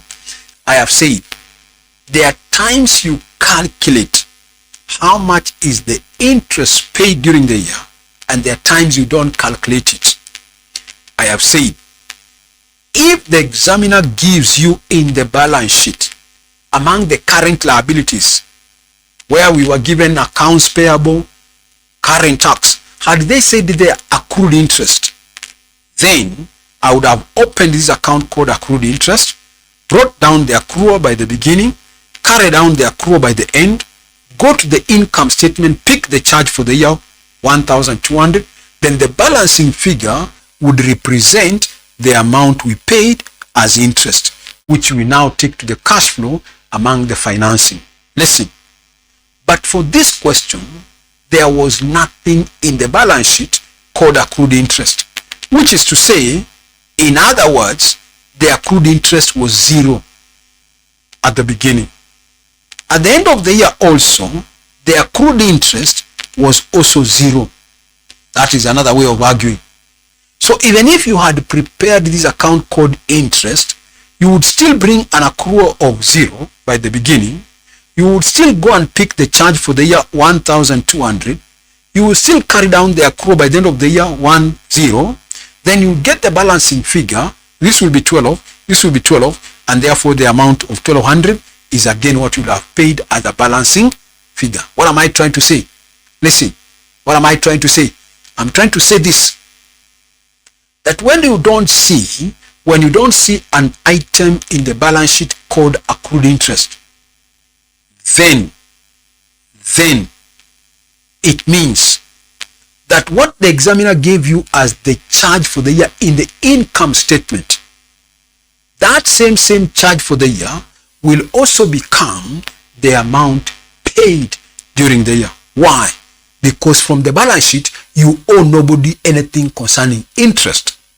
So if the charge for the year in our question was 1,200, and I can't see anywhere I owe my debenture holders any interest, then it means the same charge that I charge in the income statement is the same amount I must have paid, because there is no accrual by the end of the year. So this is what the examiner wanted you to conclude on your own concerning interest, that there was no accrued interest in the beginning or at the end of the year. So what does it imply? It implies that because you owe nobody any interest, but the charge for the year was 1,200 in the income statement, then that exact 1,200 is what you must have paid. So come and bring it here, and you show interest paid, your 1,200. That's what I want you to remember, because most students forget it. So for this question, the interest paid and the charge was the same. Why? Because there was no accrual. There was no accrual. Otherwise, if there was an accrual in the balance sheet, I would have been required to have prepared my interest account like I've just illustrated. Good. So I think I'm now through with the financing activities.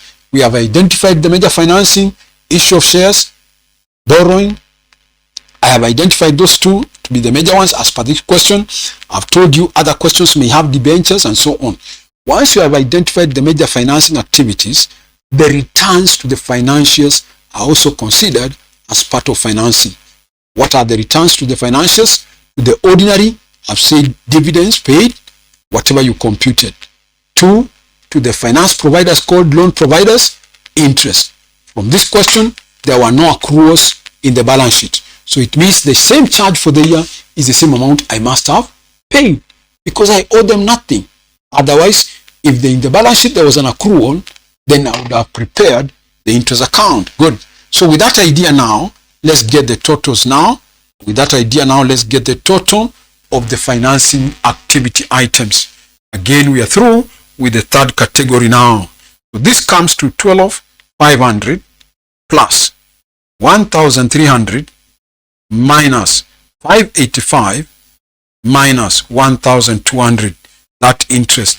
I am being left with a balance, if I'm correct, of 12,015. Positive, push it to the extreme. 12,015, push it to the extreme. So don't forget about the interest. Some students forget it because it's not indicated anywhere. But that does not mean you never paid interest. Good. Our figure is positive. Then I call it net cash inflow. Net cash inflow from financing activities. Net cash inflow from financing activities. That is net cash inflow from financing activities. Now we can get the totals of the three categories now. That is the operating, the investing, and the financing.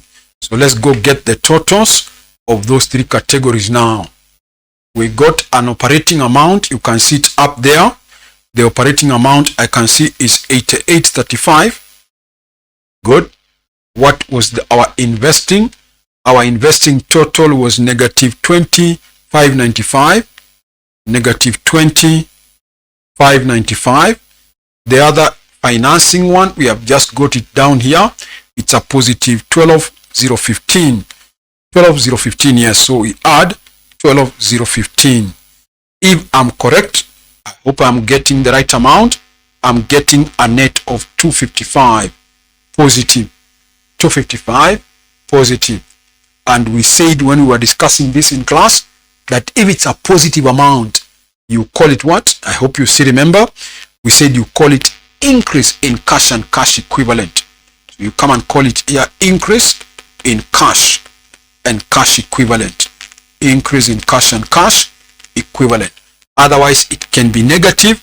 You call it decrease in cash and cash equivalent. If it's a decrease, if it's a negative, sorry, you call it decrease in cash and cash equivalent. Ours is a positive. You call it increase in cash and cash equivalent. Good. Then from there, you know, we normally come and add. You normally come and add what we call the opening cash and cash equivalent. You normally add opening cash and cash equivalent. This is where I told you we normally don't analyze cash. Though it was a working capital item in the balance sheet, we normally don't analyze it because I told you we have its specific place now. And that's where we are picking it now. Where is the specific amount? So we go to the balance sheet last year and find out whatever was the closing cash and cash equivalent last year, automatically it becomes the opening cash and cash equivalent this year. So from our cash flow statement, I can see cash and cash equivalent here. Last year, which is in the second column, I can see 2230. 2230. So let's add it. 2230. So when I add it, what do I get?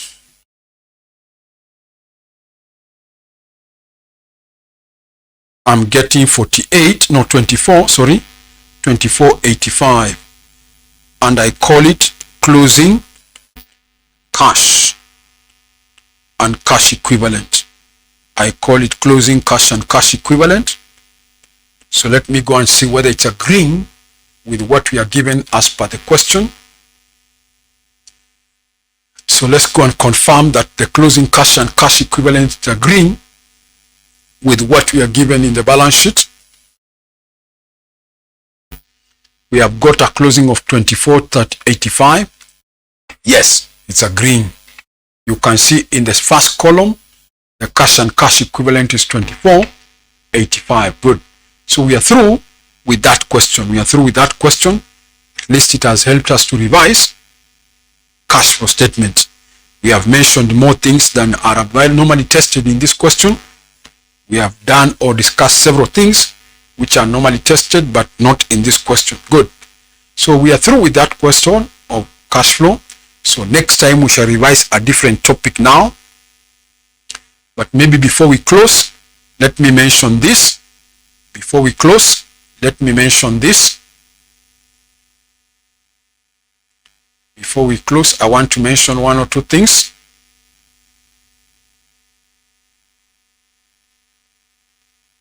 Okay. Some of you are watching me through YouTube. Some of you are watching me through YouTube. Please, if you are watching me through YouTube and you have not subscribed to my YouTube channel, please go and subscribe to that YouTube channel. Click that subscription button down there and subscribe so that you may be notified whenever we post new videos into the YouTube. Of course, there are some which are there for promotion. Not all of them are there, but you can go to our YouTube channel and watch some of the videos there that are there for promotion purposes. I hope you have liked the class. For those who are watching me through YouTube, I hope you have liked the class. So click that like button also to like our video. You can even put down a comment. I hope you have liked the class for today, or you have learned something for today's class. So if you are watching me through YouTube and you have not subscribed, please go and subscribe. Click that subscription button. You can do it as you're watching the video. If you are watching me through YouTube, click that subscription button so that whenever we post new videos into the YouTube, you can be notified. Of course, the name of the YouTube channel is called CPA Joseph Njuguna. CPA Joseph Njuguna. Go and subscribe. You can even watch some of the videos that we have posted there for promotion purposes. That is CPA Joseph Njuguna. That's the name of the YouTube channel. Okay.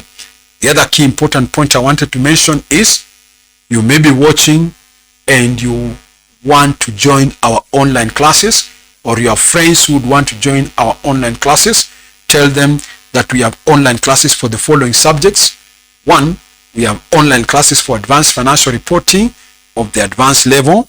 2, we have online classes for financial reporting of the intermediate level, like the one we have done today. 3, we have online classes for financial management of the intermediate level.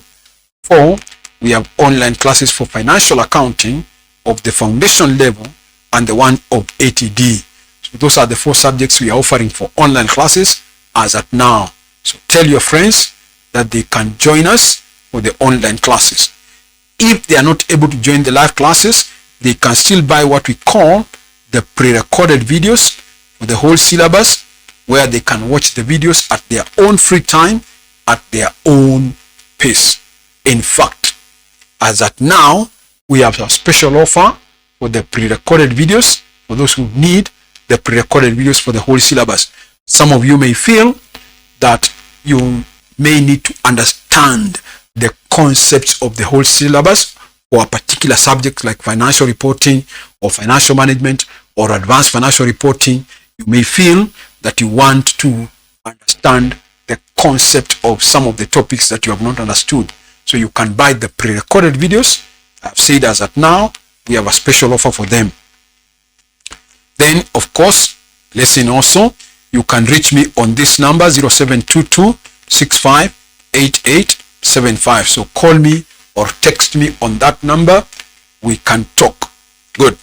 Then if you need the country code, for those who need the country code, it will be 254 722 658875. Good. I think that's what I wanted to mention. Maybe there's also another thing you can say. You can also join our block revision classes. You will get the videos of the classes we have already covered so far if you want to join our block revision classes. For block revision, we are currently charging 1,800 for block revision. You will get the videos of the classes that we have already covered.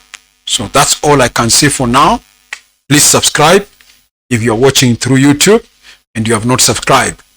For those who are watching through Zoom, you may want to subscribe also. Go to the YouTube channel by the name of CPA Joseph Njuguna. Click the subscription button so that you can be notified whenever we post new videos into the YouTube channel for the promotion purposes.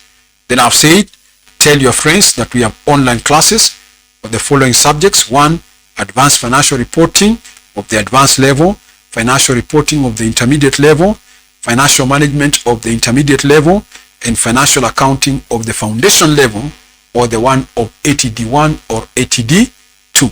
They also have financial accounting there.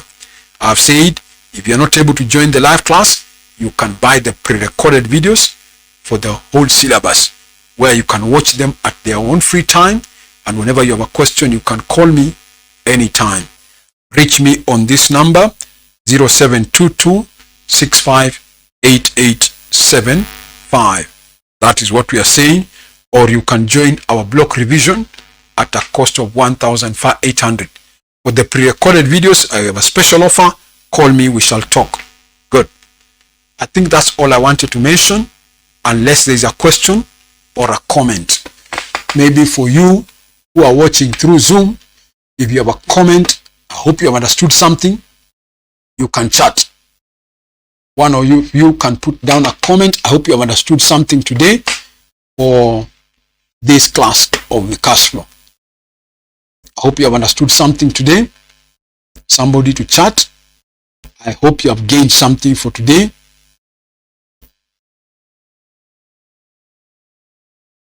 Oh, show financing activities for copying. You had not finished. Take a short screen. Peter, take a short screen. A screenshot, sorry. Take a screenshot for that. Those are the financing item. Are you okay now? Take a shot. Thank you. Yeah, thank you. I've also said it was a wonderful class. Be blessed. Thank you. Fine. Maybe one more comment. Daniel says it was a good class. He has understood. Wonderful class. Thank you. So if you have not joined us, Peter, you can join us. If you want to join blocks, you can join blocks. You will get the videos of the classes we have already covered. Or if you feel you want to buy the videos for the whole syllabus to help you understand the topics clearly, then remember I've said, even in cash flow, we have not reminded ourselves everything. We could not have done the question if we did everything. There could be more we have left, but I think we have covered almost everything that you need to remember, some of which maybe not be captured in this question, but we did several questions in class. Good. Unless there's another comment, I think we can stop there. Unless there's another comment, I think we can stop there.